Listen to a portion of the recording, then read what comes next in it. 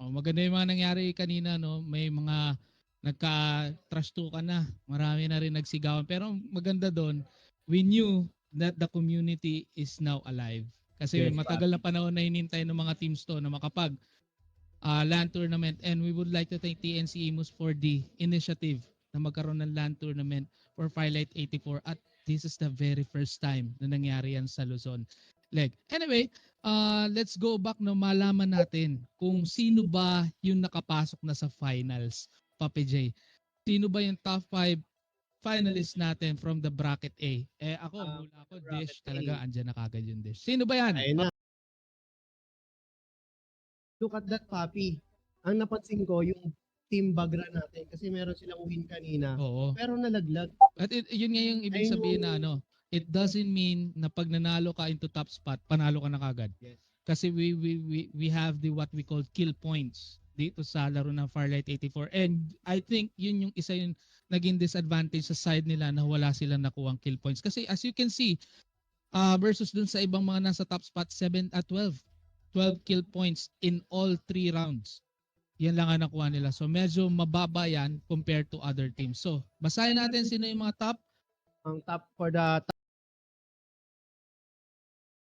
Sila Team Cyber Cavite, sneaky lang, pero they're doing a great job. Pero may bakbakan on the other side. Yuri versus dito sa Justin and Friends, mga kaibigan ko, pero mapapabagsak nila dito ang Team Enpa, pero Ryujin will go down here. Ginamitan na nga dito ng EMP shot coming from Cypher. Pero sino lamang dito? Enpam nag-heal dito, pero Daedalus papasukin sila dyan. Pero wala mabibigyan. Yuri will go down. Tupa, mapapatay si Daedalus. And there you go, Enpam won that clash.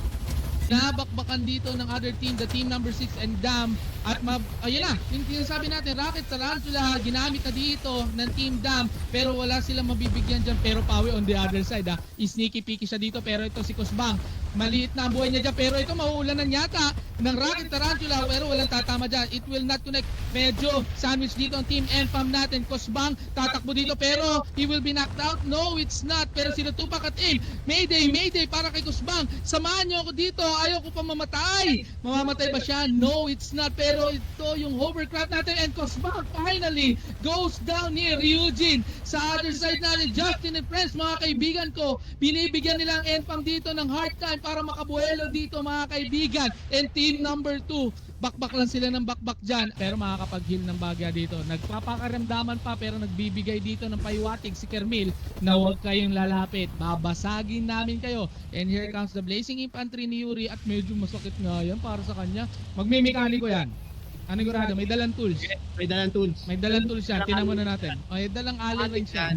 Pag may mekaniko yan maya-maya, pero takas mo na. Pero Papi, naramdaman ko kanina yung tension na yun. Oo. Sino papalapit pa lang yung dito ang Team Ayun. Enfam? The mechanic, there you go, nag-ayos na nga ng gulong si Yuri, pero